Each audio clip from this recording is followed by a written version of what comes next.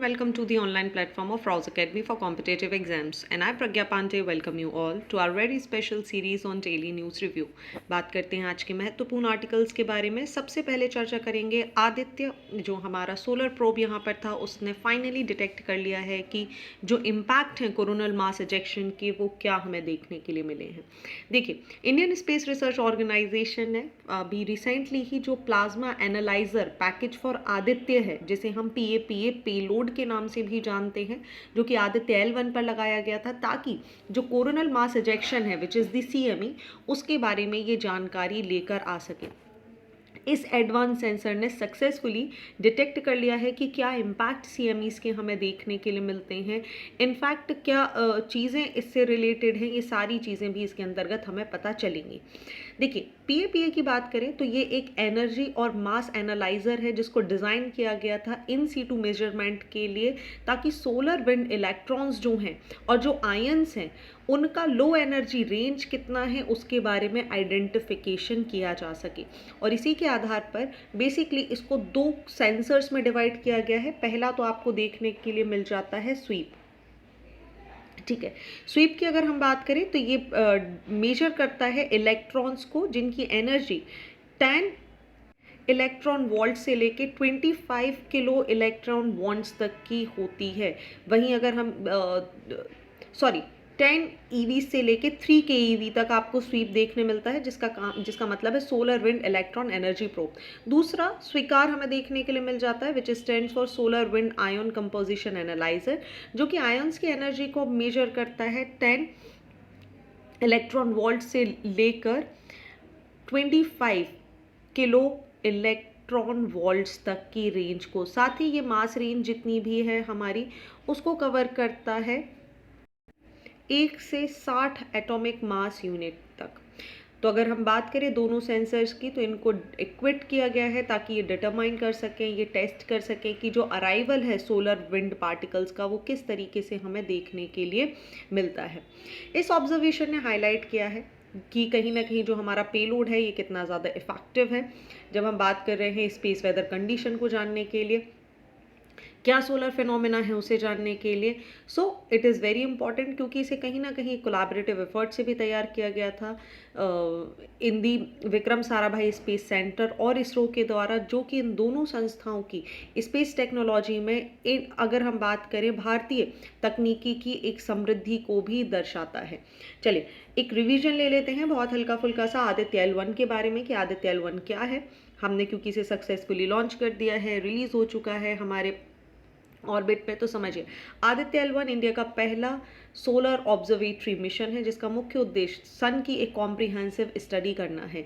इसके अगर हम लॉन्चिंग टाइम पीरियड की बात करें तो सितंबर 2, 2023 में से लॉन्च किया गया था और सक्सेसफुली ये अपनी डेस्टिनेशन पर लैग्रेंडियन जो पॉइंट्स हैं, इसका L1 जो पॉइंट है वहाँ पर 6 जनवरी 2024 को ये सक्सेसफुली पहुँच गया था। ये आपको L1 यहाँ पर दिखाई दे रहा है, ठीक है। आदित्य L1 की बात करें तो ये कहीं ना कहीं कंटिन्यूस व्यू जो सन का है उसको यहाँ पर दिखाता है, बिना किसी भी ऑक्लूशन के, बिना किसी एक्लिप्स के। इसी वजह से ये जो पॉइंट्स हैं ये इंपॉर्टेंट हो जाते हैं। And L1 is one of the point जहाँ पे किसी भी तरीके का हर्डल हमें सन को ऑब्जर्व करने के लिए नहीं मिलता। क्यों? क्योंकि अगर देखिए एक्लिप्स की कंडीशन आ जाए, सपोज अर्थ यहाँ पर बीच में आ जाए, तो आप देखिए ये अर्थ का रोटेशन है, ठीक है। अर्थ कुछ इस तरीके से यहाँ पर घूम रही है, तो अर्थ का जो भी सिचुएशन है और मून यहाँ पर रहेगा, तो ये कभी भी ये जो पॉइंट है ये किसी भी तरीके से इम्पैक्ट नहीं होगा, जिसकी वजह से हम एक 24/7 366 डेज यहाँ पर अर्थ को ऑब्जर्व कर सकते हैं। ऑर्बिट की बात करें, अगर हम इसके इंपॉर्टेंट फीचर्स की बात करें तो इसको ऑर्बिट किया गया है L1 पॉइंट पर, जो कि लगभग 1.5 मिलियन किलोमीटर फ्रॉम दी अर्थ हमें देखने के लिए मिलता है, जो कि कॉन्स्टेंट व्यू यहाँ पर दिखाता है। ऑर्बिट की बात करें तो एक इरेगुलर शेप्ड ऑर्बिट यहाँ पर रफली perpendicular to the line of connecting earth and sun आपको यहाँ पर देखने के लिए मिल रही है। इसके अंतर्गत 7 पेलोड्स को लगाए गए हैं जो कि अलग अलग इंस्ट्रूमेंट से इक्विप्ड हैं, जिनका मुख्य उद्देश्य फोटोस्फेयर, क्रोमोस्फेयर, कोरोना जैसी इन सिटू मेजरमेंट, पार्टिकल्स फील्ड सभी की जानकारी लेना है। अगर हम L1 की लाइफ स्टाइल की बात करें तो इसको 5 साल के लिए एक्सपेक्ट किया जा रहा है कि ये सक्सेसफुली ऑपरेट करेगा। साथ ही कितनी कोरोनल हीटिंग हो रही है, कोरोनल मास इजेक्शन क्या है, प्री फ्लेयर्स क्या है, फ्लेयर्स क्या है, स्पेस वेदर इफेक्ट क्या है, इन सारी चीज़ें मतलब ऑल ओवर सन के बिहेवियर को जानने के लिए ये यहाँ पर पूरी स्टडी करेगा, साथ ही उसका क्या इम्पैक्ट होता है अर्थ के ऊपर, ये भी यहाँ से हमें पता चल सकता है। चलिए, हमने कुछ इंपॉर्टेंट टर्मोलॉजीज यहाँ पर डिस्कस करी, सोलर फ्लेयर्स और सोलर विंड्स। कई बार आप कंफ्यूज हो जाते हैं, मैं उसको थोड़ा सा क्लियर कर देती हूँ। ये सोलर फ्लेयर्स की जब हम बात करते हैं तो ये सडन इंटेंस बर्स्ट है एनर्जी का, एक रेडिएशन है जो कि सन से सन के सरफेस से यहाँ पर हमें देखने के लिए मिलता है। अगर हम इसकी बात करें तो यूजुअली सोलर फ्लेयर्स में हमें सन स्पॉट्स देखने मिलते हैं, और इसी के साथ कोरोनल मास इजेक्शन को भी प्रोडक्ट किया जाता है। वहीं अगर हम सोलर विंड की बात करें तो ये स्ट्रीम है एक चार्ज पार्टिकल्स की मेनली, जिसके अंतर्गत आपको इलेक्ट्रॉन्स और प्रोटॉन्स देखने के लिए मिलते हैं, जो कि कंटिन्यूसली अगर हम बात करें तो यहाँ पर आपको सन के पास से निकलते हुए दिखते हैं। यहाँ पर CMEs की बात करें तो ये सिग्निफिकेंट है क्योंकि ये कहीं ना कहीं डिस्टर्ब कर देती हैं सोलर विंड्स को। तो याद रखिएगा सोलर फ्लेयर में क्या डिफरेंस होता है और सोलर विंड्स में क्या डिफरेंस होता है। वहीं सोलर कोरोना की जब हम बात कर रहे हैं तो सन की जो आउटर मोस्ट लेयर होती है सन के एटमॉस्फेयर की, जो कि हमें सोलर इक्लिप्स के दौरान दिखती है, जब आप देख रहे हैं कि सन के आसपास सिर्फ और सिर्फ एक लाइन दिखाई देती है, राइट, उसी को हम बोलते हैं सोलर कोरोना, जो कि एक्सट्रीमली हॉट होता है। और कहीं ना कहीं हम देखेंगे तो ये सन की मैग्नेटिक फील्ड के कारण इसका बिहेवियर हमें इन्फ्लुएंस होता हुआ दिखाई देता है। ठीक है, चलिए मैं आपको एक इमेज दिखा देती हूँ, इसमें आपको आधी चीज़ें वैसे ही क्लियर हो जाएंगी।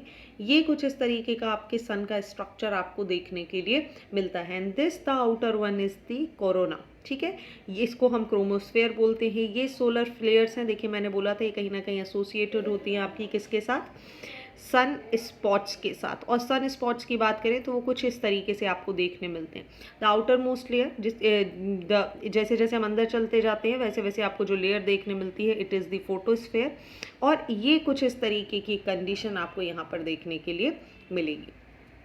चलिए, moving on to the next article of the day, बात करने वाले हैं NB8 के बारे में, जो कि नॉर्डिक बाल्टिक कंट्रीज, जिन्हें कलेक्टिवली हम NB8 के नाम से जानते हैं, दे विजिट टू इंडिया, जहां पर कहीं ना कहीं कयास लगाए जा रहे हैं कि कोऑपरेशन बढ़ेगा, पार्टिसिपेशन बढ़ेगा और एक ट्रस्ट यहां पर डेवलप होने की बात की जा रही है। रशिया यूक्रेन वॉर के 2 साल बाद जब हम बात कर रहे हैं, ये 8 नेशन कहीं ना कहीं एक सिग्निफिकेंट ग्लोबल कोलैबोरेशन यहाँ पर बना रहे हैं, और एक जॉइंट मैसेज विश्व में यहाँ पर पहुँच रहा है कि किस तरीके की एक ज़रूरत है ट्रस्ट की, डायलॉग की, कोऑपरेशन की, और इस ग्लोबल टर्मोइल के बीच में कितना इम्पॉर्टेंट है कि आप सभी यहाँ पर एक साथ रहें। अगर हम इस पार्टिसिपेशन की बात करें तो ये कहीं ना कहीं इम्पॉर्टेंट है, क्योंकि ये अपनी पीस और स्टेबिलिटी के बारे में बात कर रहे हैं। ये जो एग्रेशन अभी यहाँ पर हो रहा है वर्ल्ड ऑर्डर में, कहीं ना कहीं जैसे आप रशिया या यूक्रेन की ही बात कर रहे हैं, उसको यहाँ पर ये अपोज करते हैं। ये फॉस्टर कर रहे हैं वर्ल्ड इकोनॉमी को कि किस तरीके से फ्री ट्रेड होना चाहिए, क्या सस्टेनेबिलिटी होनी चाहिए, क्या एंड्योरिंग पार्टनरशिप होनी चाहिए, ये सारी चीज़ें इसके अंतर्गत शामिल की गई हैं। चलिए, अगर हम बात करें कि ये नॉर्डिक बाल्टिक अलायंस में कौन कौन सी कंट्री हैं, तो आप याद रखेंगे Denmark, Estonia, Finland, Iceland, Latvia, Lithuania, Norway, Sweden, ये यहाँ पर आपको एक स्ट्रॉन्ग होल्ड दिखाई देती हैं। इन्हीं को हम मिलाकर कई बार किस नाम से जानते हैं, NB8, which is the Nordic Baltic alliance. अब देखिए, जब भी हम NB8 की बात करते हैं तो ये बहुत इंपॉर्टेंट नेशन हो जाती है, क्योंकि ये वो नेशंस हैं जिन्होंने बहुत ज़्यादा अप एंड डाउन्स देखे हैं, जिन्होंने ह्यूमन राइट वायलेशन भी देखे हैं, जिन्होंने ऑटोक्रेटिक रूल भी देखा है। अगर आपको world war 1, world war 2, USSR जैसी सारी घटनाएं याद हैं तो आप रिलेट कर सकते हैं कि why these nations are very important. ऐसे में जो इनका कमिटमेंट है वो भी कहीं ना कहीं डेमोक्रेसी को प्रोटेक्ट करना, किसी भी देश की संप्रभुता को बचाना, ह्यूमन राइट्स को प्रमोट करना, और एक इंटरनेशनल ऑर्डर पर अगर हम बात करें तो उसमें एक इंटरनेशनल लॉ के तहत यहाँ पर एक फेथ, एक कोऑपरेशन लेकर आना इनका मुख्य उद्देश्य हो जाता है। ऐसे में इंडिया में इनकी विजिट अगर हम देखें तो एक फ्रूटफुल कोऑपरेशन की तरफ एम्फसाइज करती है कि कहीं ना कहीं इंडिया की जो डेमोक्रेटिक ट्रेडिशन है वही सेम डेमोक्रेटिक ट्रेडिशन हमें NB8 के कोर वैल्यू में नज़र आता है। ऐसे में इंडिया के साथ अगर हम इनके चाय की बात करें तो कहीं ना कहीं एक बहुत बड़ा वाइडनिंग स्पेस हमें मिल जाता है इंडो पैसिफिक रीजन में। डाइवर्स कोलैबोरेशन यहाँ पर होने वाला है इन कंट्रीज़ के साथ। तो नॉर्डिक, अगर हम इन क्षेत्रों की बात करें तो इसके अंतर्गत बहुत सारे एरियाज़ में कोऑपरेशन की बात की जा रही है कि ग्रीन ट्रांजिशन कैसे होगा, maritime affairs, health, intellectual property, artificial intelligence, space programme, new technology rights, innovation की बात करें, student exchange, cultural and tourism, साथ ही ट्रेड और इन्वेस्टमेंट्स को बढ़ाने के लिए भी यहाँ पर काम किया जा रहा है। एक तरफ देखिए जियोपॉलिटिकल शिफ्ट है, दूसरी तरफ सिक्योरिटी की अगर हम बात करें नॉर्डिक बाल्टिक रीजन में, तो ये बहुत इंपॉर्टेंट हो जाती है because they always work collectively. कहीं ना कहीं अगर आप देखेंगे तो बहुत सारी कंट्रीज इनके ऊपर इम्पैक्ट भी क्रिएट करती हैं। अगर हम यहाँ पर बात करें, एक इंटरकनेक्टेड वर्ल्ड हमें देखने के लिए मिल रहा है। चैलेंजेस आप देखिए सभी की सेम है, कहीं ना कहीं geopolitically every country is suffering. ऐसे में इंपॉर्टेंट हो जाता है कोलैबोरेटिव एफर्ट लेना। नॉर्डिक बाल्टिक कंट्रीज़ की बात करें और इंडिया की बात करें तो दोनों इस समय कुछ कॉमन चीज़ों को ग्लोबल लेवल पर फेस कर रहे हैं। अगर हम हेल्थ सिचुएशन की बात करें, क्लाइमेट रिलेटेड सिचुएशन की बात करें या जियोपॉलिटिकल सिचुएशन की बात करें, तो दोनों कंट्रीज़ यहाँ पर इसको फेस कर रही हैं। ऐसे में इन चीज़ों को एक्नॉलेज करना, और दोनों ने यहाँ पर डिसाइड किया कि हम एक पॉजिटिव एजेंडा लेकर आगे बढ़ेंगे ताकि ग्लोबल कोऑपरेशन और एक कोऑपरेटिव एफर्ट्स के साथ जो हमारे कॉमन चैलेंजेस हैं हेल्थ के सेक्टर में, क्लाइमेट के सेक्टर में, जियोपॉलिटिक्स के सेक्शन में, इनको यहाँ पर कम किया जा सके। ओके, तो ये था इस पूरे आर्टिकल का सार। चलिए समझ लेते हैं about the Nordic Baltic countries की कौन सी कंट्रीज़ है। इंपॉर्टेंट हो जाता है, आपको एक क्वेश्चन आएगा और बोल दिया जाएगा बताइए इसमें से कौन सी कंट्री नॉर्डिक बाल्टिक कंट्रीज़ का पार्ट नहीं है। तो समझिए इनके अंतर्गत हम उन जियोपॉलिटिकल, उन कल्चरल ग्रुपिंग कंट्रीज़ की बात कर रहे हैं जो नदर्न यूरोप, नॉर्डिक कंट्रीज़ और बाल्टिक स्टेट्स में देखने के लिए मिलती हैं। पहले नॉर्डिक कंट्रीज़ की बात करें तो इसके अंतर्गत आपको देखने के लिए मिल जाता है डेनमार्क, इसके अंतर्गत आपको देखने के लिए मिल जाता है फिनलैंड, इसके अंतर्गत आपको देखने के लिए मिल जाएगा Iceland, then you will find the Norway and the Sweden. वहीं अगर हम बात करें बाल्टिक स्टेट्स की तो याद रखिएगा, पहले तो इनकी बात मैं आपको क्लियर कर दूं, जब हम बात कर रहे हैं डेनमार्क की तो एक कॉन्स्टिट्यूशनल मोनार्की है जिसके अंतर्गत डेनमार्क, ग्रीनलैंड और फोरोस आइलैंड आते हैं, ठीक है, तो बिल्कुल भूलिएगा मत। दूसरी अगर हम बात कर रहे हैं फिनलैंड की, ठीक है, तो यहाँ पर आपको फिनलैंड दिखाई दे रहा है, एक नॉर्डिक कंट्री है, पार्लियामेंट्री रिपब्लिक है इसके अंतर्गत। आइसलैंड की बात करें तो नॉर्थ अटलांटिक आइलैंड नेशन है। नॉर्वे की बात करें तो कॉन्स्टिट्यूशनल मोनार्की आपको अगेन देखने मिल जाती है, पार्लियामेंट सिस्टम है, same goes with the Sweden. वहीं अगर हम बाल्टिक नेशंस की बात करें तो here you will find few Baltic nations. सबसे पहले आपको आ जाता है एस्टोनिया, बाल्टिक कंट्री है, ईस्टर्न शोर बाल्टिक सी पर बनी हुई है। लात्विया अगेन एस्टोनिया और लिथुआनिया के बीच में बनी है, तो एक बहुत अच्छा सैंडविच कॉरिडोर की तरह भी काम करती है। नेक्स्ट आपको देखने मिल जाएगा लिथुआनिया, बाल्टिक कंट्री है, सदर्न ईस्टर्न शोर क्रिएट करती है बाल्टिक नेशन का, रशिया के बिल्कुल पास आपको देखने के लिए मिल जाएगा। So now you can understand why these countries are very important. Geographically बात करें तो ये नॉर्थ नदर्न यूरोप के आसपास आपको देखने मिल जाती हैं, एक डाइवर्स लैंडस्केप है। चाहे आप बात करें यहाँ पर जॉर्ड्स देखने मिल जाएंगे, islands, forest, coast line, Baltic sea जैसी इंपॉर्टेंट सिचुएशन आपको यहाँ पर देखने के लिए मिलती है। ओके, चलिए, चूंकि हमने आगे रायसीना डायलॉग के बारे में भी पढ़ा था, तो रायसीना डायलॉग की बात करें तो ये एक एनुअल मल्टीलैटरल कॉन्फ्रेंस है जिसे न्यू दिल्ली में कंडक्ट किया जाता है, जिसका मुख्य फोकस जियोपॉलिटिकली अगर हम बात करें और जियो इकोनॉमिक मैटर्स पर चर्चा करना है। इसकी इनिशिएशन की बात करें तो 2016 में इसकी शुरुआत हुई थी, जहाँ पर मुख्य उद्देश्य था जितनी भी अलग अलग सेक्टर्स हैं, politics, business, media, civil society, सबको यहाँ पर ग्लोबल लेवल पर से उठाकर एक जैसे मुद्दों पर कोऑपरेट कराना ताकि एक साथ सारी चीज़ों के लिए काम किया जा सके। ओके, अगर हम बात करें रायसीना डायलॉग की तो यहाँ पर एक एनुअल कॉन्फ्रेंस होती है, 2016 से होती आ रही है। होस्ट करने की बात करें तो इसको observe research foundation in collaboration with the ministry of external affairs, government of India के द्वारा यहाँ पर काम किया जाता है। ओके, इंपॉर्टेंट हो जाती है, इसीलिए आप याद रखेंगे रायसीना डायलॉग किस चीज़ से संबंधित है। चलिए, moving on to the next article of the day, हम बात करने वाले हैं ग्रे जोन वॉरफेयर के बारे में, जो कि लेटेस्ट एंट्री है लेक्सिकन ऑफ वॉरफेयर में, और ये बात बोली है हमारे CDS अनिल चौहान जी ने। समझिए आखिर की ये पूरी कहानी क्या है। रायसीना डायलॉग, अगेन देखिए चलिए हम बात करने वाले हैं रायसीना डायलॉग की। यहाँ पर chief of defence staff general Anil Chauhan ji ने हाईलाइट किया है कि कहीं ना कहीं एक इमरजेंसी है कि हम ग्रे जोन वॉरफेयर को यहाँ पर हाईलाइट करें।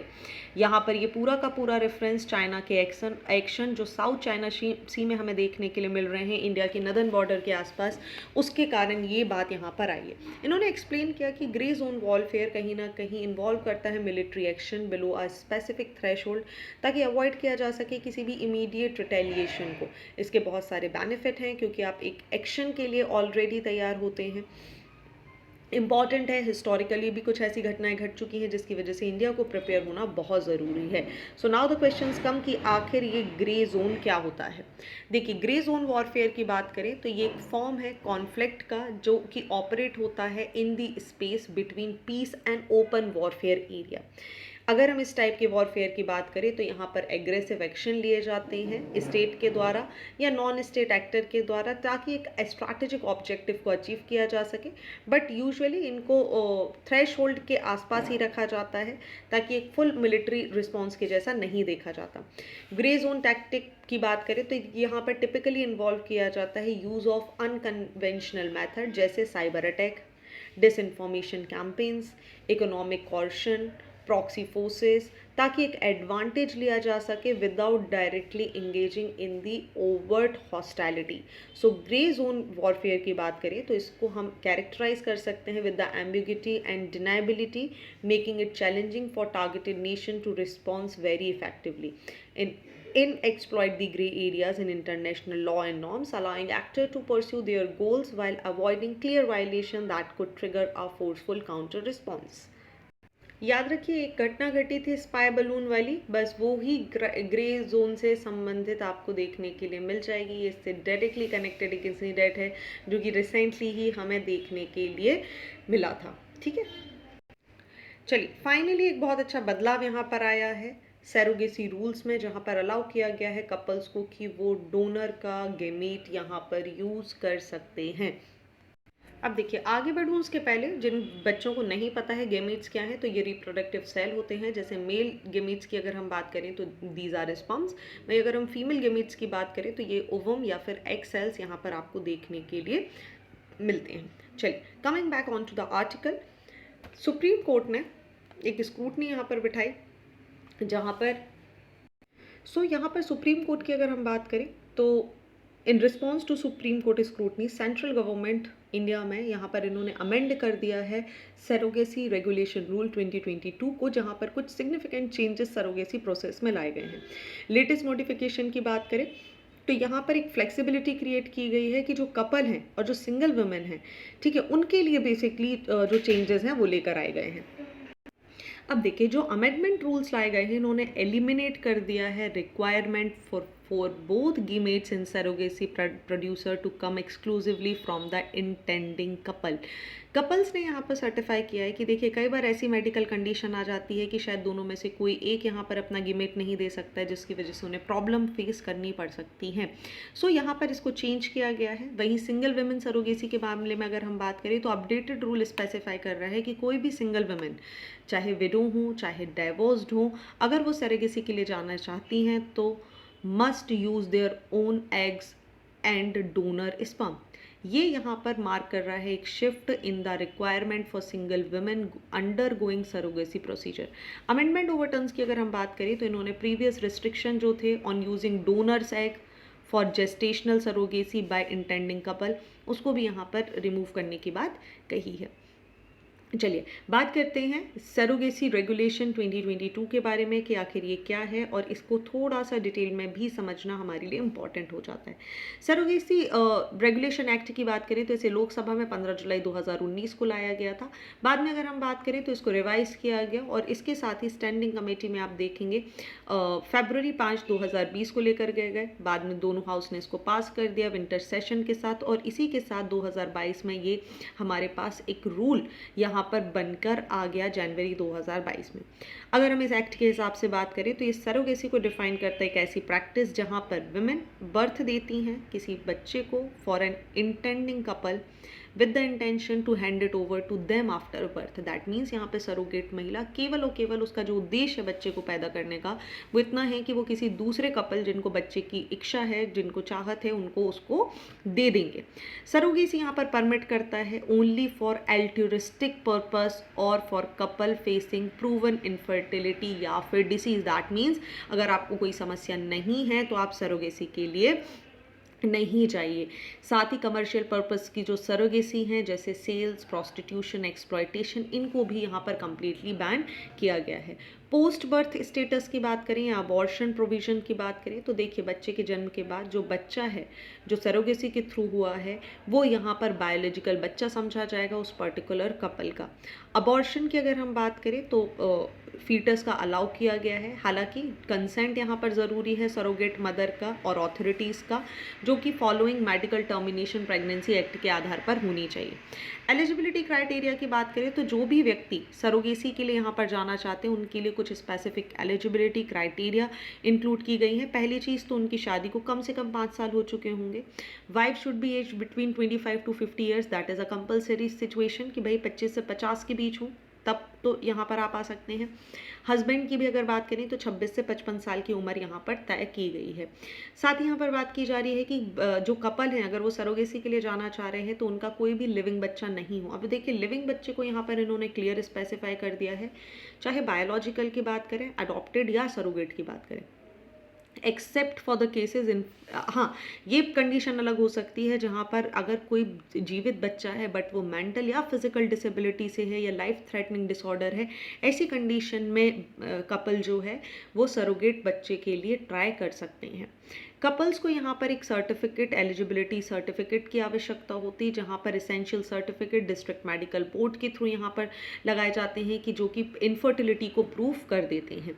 आगे अगर हम बात करें तो order to parents and custody of the surrogate child, तो इसको मजिस्ट्रेट के द्वारा इशू किया जाता है। इंश्योरेंस कवरेज दिया जाता है 16 महीने का सरोगेट मदर को, जिसके अंतर्गत पोस्ट पैटर्न जितने भी कॉम्प्लिकेशन हैं उनके लिए भी देखरेख की जाती है। चलिए सरोगेट चाइल्ड एलिजिबिलिटी क्राइटेरिया की बात करें तो कोई भी जो सरोगेट मदर है वो पहले तो किसी भी कपल की क्लोज रिलेटिव होना चाहिए। अच्छा ये थोड़ा सा एक अभी भी क्वेश्चनेबल क्लॉज यहाँ पर है, क्योंकि यूजुअली कोई भी क्लोज रिलेटिव यहाँ पर सरोगेसी के लिए जाना पसंद नहीं करता, जिसकी वजह से अभी भी इंडिया में बहुत सारे लोग इलीगली यहाँ पर बच्चे को ऑब्टेन करने के लिए दूसरे तरीके भी अपनाते हैं। साथ ही बोला जा रहा है कि she must be a married women जिसकी एज 25 से 35 हो और कम से कम जिसका एक बच्चा हो। अगेन द प्रॉब्लम कि कोई भी जो मैरिड वुमेन हैं अगर जिनके बच्चे हैं तो वो सरोगेट यहाँ पर क्यों होना चाहेंगी। साथ ही कोई भी महिला केवल और केवल अपनी लाइफ में एक ही बार सरोगेट हो सकती है, which is the correct clause. इसको यहाँ पर कमर्शियल सरोगेसी को रोकने के लिए रखाया गया है। साथ ही साइकोलॉजिकल फिटनेस यहाँ पर सरोगेट मदर की इज़ वेरी इंपॉर्टेंट, जो यहाँ पर देखने के लिए मिलती है। हालांकि ये जो क्लॉज हैं ये थोड़ा अभी भी क्वेश्चनेबल है, क्योंकि इसकी वजह से जो कपल्स हैं वो बहुत ज़्यादा इश्यूज फेस करते हैं और इसी के कारण आप देखेंगे कि हम सेकेंड वेज अपनाने की कोशिश करते हैं जब बच्चा सरोगेट कराने की बात हो। अगर हम रेगुलेटरी बॉडीज़ की बात करें तो नेशनल सरोगेट बोर्ड और स्टेट सरोगेसी बोर्ड यहाँ पर कॉन्स्टिट्यूट किए गए हैं सेंट्रल और स्टेट गवर्नमेंट के द्वारा, ताकि गवर्नमेंट पॉलिसीज़ को इम्प्लीमेंट करना, रिव्यू करना, मॉनिटर करना, फॉर्मुलेट करना, ये सारी चीज़ें इनके अंतर्गत की जाए। इन बॉडीज़ की बात करें तो ये कहीं ना कहीं सरोगेटिक क्लिनिक्स को इन्वेस्टिगेट करती हैं, ब्रीच अगर किसी भी तरीके की कोई गलती पाई जाती है तो उसको यहाँ पर देखती हैं।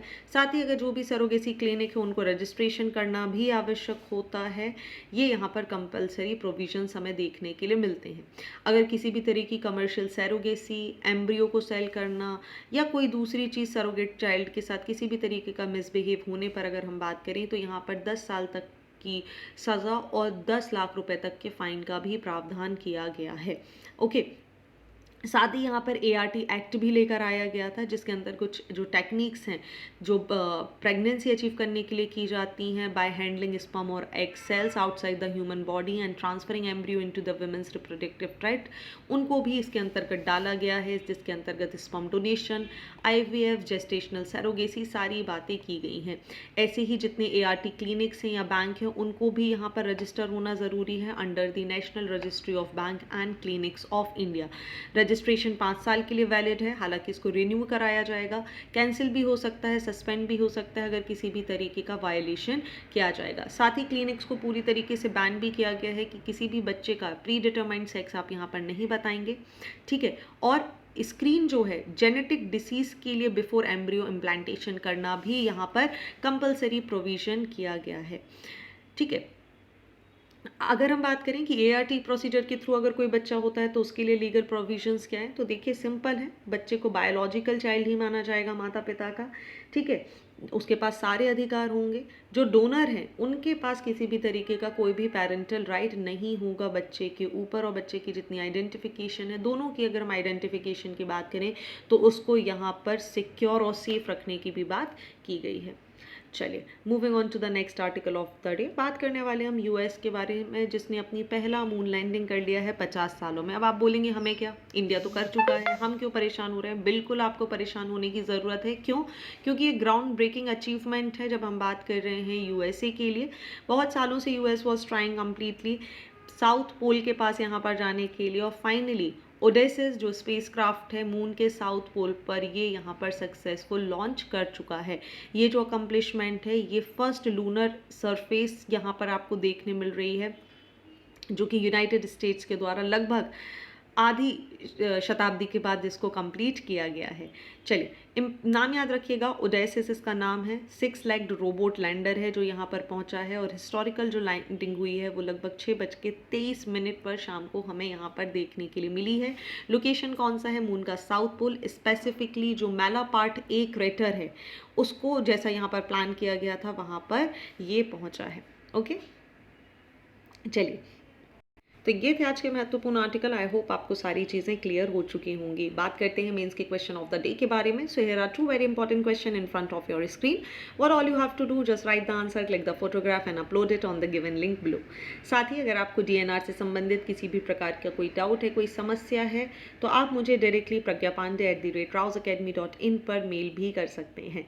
So thank you for watching this video. Do not forget to hit like button, comment your valuable feedback and also press the subscribe button to never miss any updates. Please follow us on Instagram and Facebook. Links are given below in the description box. Thank you and see you soon.